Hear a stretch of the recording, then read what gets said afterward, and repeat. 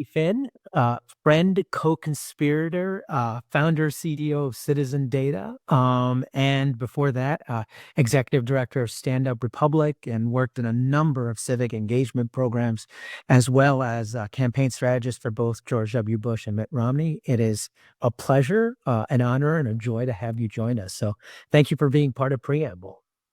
You're welcome. I'm just really happy to be here. It's always good to see you, Raj.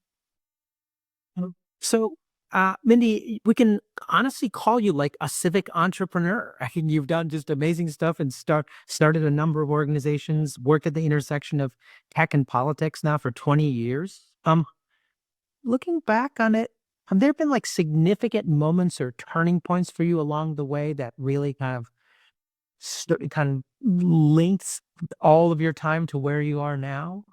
Yeah, there really is. I mean, there's a number of flashpoints across my career, I would say, and life. From, I mean, I think you just say kind of one of the first was I just always kind of have this deep sense of patriotism. I didn't come from a particularly political family, but had a next door neighbor that we were very close with who was involved in campaigns. And I just really like to tag along with them. I was invited to, and just I remember my very first election night return party for a state legislative candidate, a local state legislative candidate. And I was just mesmerized watching those returns and really mesmerized during the Gulf War and kind of following that. And I was very young. I was in fifth grade. And so fast forward to college times, really the most kind of the biggest flashpoint, I would say probably in my entire career because of just how momentous it was and also the timing in my life was September 11th, 2001. I was doing a journalism internship as part of my undergrad major in journalism. And my kind of quote unquote study abroad was in Washington, D.C. And the way it was set up is I would be able to be a congressional correspondent, so cover Congress for a newspaper, a mid-sized newspaper in New England, and do some other internship work and coursework. And my very first day on the job writing for my newspaper, the Waterbury Republican American for Waterbury, Connecticut, was 9/11. And yeah, so it was the type of thing where, the reason I, as a 20-year-old senior in college, had such an opportunity is it was a time in our political history that we just come off the 2000 election. Domestic issues are really the priority. People just did not care that much, like generally in the public, about what was happening in Congress. So I was told everything you write will be, I mean, this is when the newspaper was still in paper form, predominantly. And they said everything you write will be kind of the back of the A section or maybe the front of the B section. And suddenly, like my first day on the job, I'm interviewing members of Congress as they were evacuating the Capitol and covering, the whole aftermath of 9/11 and how Congress was responding. And everything I wrote all semester pretty much was on the front page. And I was kind of the most prized, journalist for the paper because I was the one here covering it in Washington. And so that was really my crash course to I think the impact and the importance of politics and policymaking on the lives of our citizens in our country. And it really taught me a couple things. One, I liked the high adrenaline, aspect of the work. I definitely wanted to be in public service, but I didn't want to be a journalist. I wanted to be kind of in the mix and making change happen instead of covering it. And that was the catapult to the rest of my career. You think about being in the mix and making change happen. You still have decades in front of you, but when you look back, what do you think is kind of the thing that you're most proud about in making change? Yeah. I'm most proud of really the work, frankly, of the last, like 8 years, since kind of the 2016 election going forward, because I think it has been the most bold and the most brave in some ways, the most kind of counter-conventional. And starting with running for VP with Evan McMullin in 2016, it was not something I was planning to do. It definitely had the potential and in some ways was like career killer, so to speak. I had been seen and kind of had, roles as a top Republican Party strategist in kind of the years prior, and so running kind of against the party in many ways was a real risk, and one that pushed me kind of to my greatest heights. I feel like it was so humbling, and even though we didn't win, I think what we were able to achieve in that election was the catalyst for a lot of other kind of pro democracy innovation that has blossomed from there, including Stand Up Republic, the nonprofit Evan and I co-founded after that race.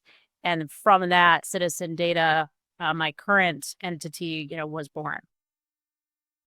I will say that just incredible, incredibly brave. You're right, and thank you for doing that. I want to pull a quote you once wrote in, of all places, Cosmopolitan, that women are the future of a successful bipartisan political system in America. It's difficult to trust an institution with so much power over you when it's dominated by leaders who know so little about what it's like to be you. Um, can you expand on that idea? Like, still? As like my sort of value system and what drives my work is just the notion of representation, and that as a democracy that everyone's voices are heard and that they have a role in the political process.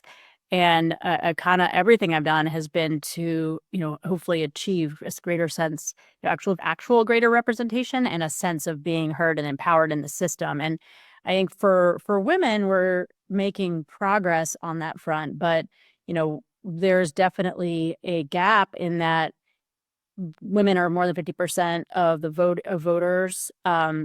Women are, earning at greater levels, holding higher, positions in business, starting and founding, major companies and businesses, still not at the level of men kind of in business, but at the law, in other spaces in law, in higher education and other spaces, we see, you know, um, more parity, and in politics, it's been a bit of a slower crawl. And obviously, we still haven't had a female president, but that's not the only measure. We also look at kind of Congress, the Senate, governorships, et cetera. And so, um, what I meant is that in order for women, which again are really 50% of voters and are certainly not a monolith by any stretch, but to feel like they're really seen or heard, it's important actually to have women's voices more represented, or more represented in positions of leadership. And I'm happy to still be doing kind of work on that today in my perch at Citizen Data. We often talk, you and I, but we also, the worlds we live in, about the importance of restoring trust, right, in representation in government. I imagine this is one of those places. Yes or no? And what are other ways that you're hearing or seeing that we need to, uh, engage in to restore trust in government? Yeah, absolutely. So I think having leaders that with integrity and that are admirable and operate at a high level of, ethics and with intent to really, even if they may have different ways of going about or different policy views, but actually like really have the public's interest in mind as opposed to their personal interest. That's really important. Other ways are, having communications that can be in media and content that is a source of trust, a source of faith. This is kind of one of the hardest challenges, and kind of the most pervasive in our politics today, is that across the board, the public, whether you're a Republican, a Democrat, independent, or otherwise, just feels like they lack kind of the sources or the leaders that they can really look to and trust. They're really wanting that. Even those that are highly engaged and will spend time seeking it, they still feel like it's lacking. And, obviously they're also kind of running up against just massive amounts of disinformation and misinformation and propaganda, et cetera. So I think that's really an area to focus on. Um, the I think kind of the other is, which is even within our communities, and the fact that, the country people are tending to sort themselves to live with people who are like them and then have distrust of the other. And, there's a lot of political division kind of at the ground level, though, I think that sometimes, based on our research, while people might be feeling that, you know, on the whole, and there's threats of political violence, and there certainly is discord within communities. On the whole, people kind of across America, what we call kind of the rank and file, get along a lot better and are able to get along better than, even kind of our leaders in some cases are able to solve problems together better. And so, um, that's important though. It's just being able to kind of trust each other. And I think this has been one of the areas that has just been so, you know, we were aware of the problem, but the solutions have been more elusive than we want them to be, which is this lack of a sense of kind of oneness and unity in our country. That we're all in this together, whether you're red, blue, purple, or otherwise. Like that has really been lost some over the last couple of decades, and it's what people like you and I and others in the pro democracy community are trying to address. Speaking of both research and solutions, we worked with Citizen Data to do a major national survey of we call the civic outlook of young adults in America. And one of the things for us that came out of that research, which was really helping us focus, is the need to engage in thoughtful civil discourse for Gen Z, and that they were really looking for that, not only within among themselves, but also with other generations. So we have been doing some work to try to drive how do you think about thoughtful, responsible civil discourse to help Gen Z build its trust with others, that sense of oneness, but also among themselves, right? And is there anything from the research that you've done, either the studies you did with us or others, about Gen Z that you're seeing that is especially kind of appropriate for us to think about? Yeah, I mean, I think the thing with Gen Z, the risk that we have is kind of they just are going to disengage from politics, which I know you're working on. They kind of think like they don't fit in. There's not really a place for them. They've kind of written off the system in some ways, um, and yet there's still a desire to be altruistic. There's this sense that life could be better. We know where Gen Z. I think the real key is we know where they're spending their time, and those are places that, some of the social networks and apps that they use, TikTok, YouTube, and Instagram and the like. And we know that there are risks to kind of one's engaging in a healthy way civically on those platforms, and yet they also present kind of opportunities. You have to go where people are spending time. Um, and I think the real key is, and this is a challenge, right, that we're all working on, is just increasing the level of civic knowledge. There's sort of that saying that knowledge is power, and this is a generation that has very, very low level of civic knowledge. We found 82% of respondents had low levels, and only 18% had high levels of civic knowledge. And so both with Gen Z, and we kind of see this across the board in a lot of work we do around election trust, is that truly, like, you can't always dispel kind of disinformation, like meet mistruth with truth, and you're going to just solve the issue. Uh, but if we could, it would be nice. But there is room to educate, and that education and that knowledge is really is powerful. So of those 82% who have low levels of civic knowledge, what we've found is there's an opportunity, if they had higher levels of civic knowledge, that will lead to greater faith and trust in the system. Not only that, but through your research and your team, we found also a correlation with a decreased proclivity for violence, right? That also feeds into this notion of trusting kind of the environment and kind of engaging civically. Yeah. So, I mean, having the knowledge and trust creates a sense of security. And whether that sense of security is there, one is less likely to want to turn to violence or unhealthy, means to kind of live out their angst. So Mindy, just to close out this conversation, I've got a few rapid fire questions for you.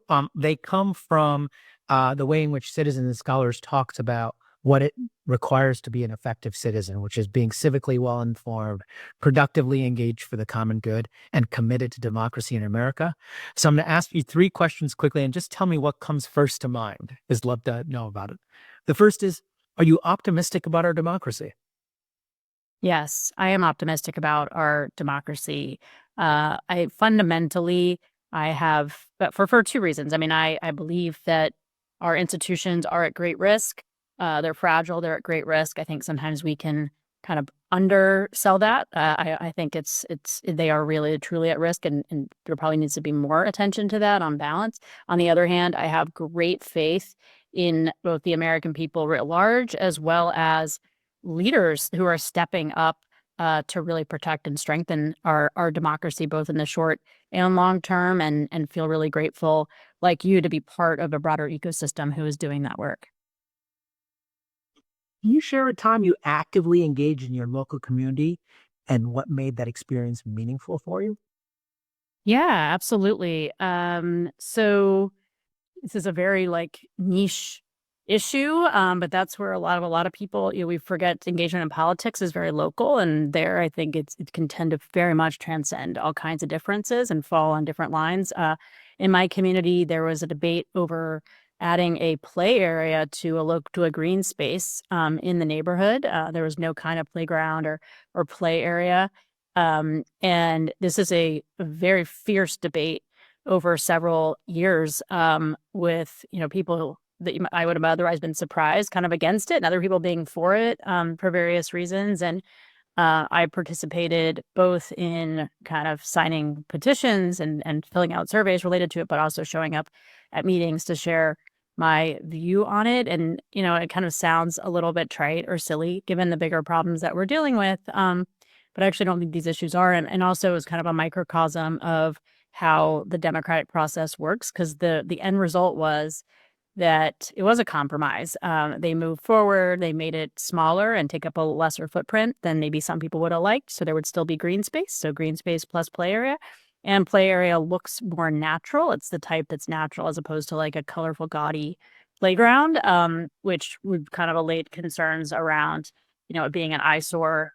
Uh, and there was other issues that were addressed. And so it was a microcosm. And also, it's not just a play space. People in the community are now going there more so, and meeting other neighbors and talking to neighbors of different backgrounds. And, I think in our virtual times where we spend so much time virtually, any kind of opportunity to get people live and in person or something that fosters that, I think actually it's contributing to a healthier civil society, even in that small way. And so that's why it meant to me. It meant to me also I have kids, and so they get to go play there, and which is, something that means a lot to me personally.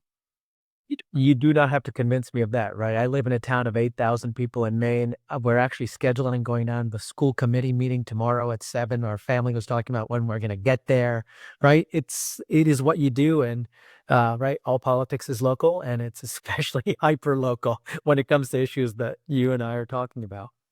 Final round question. Just how do you continue to grow your civic knowledge?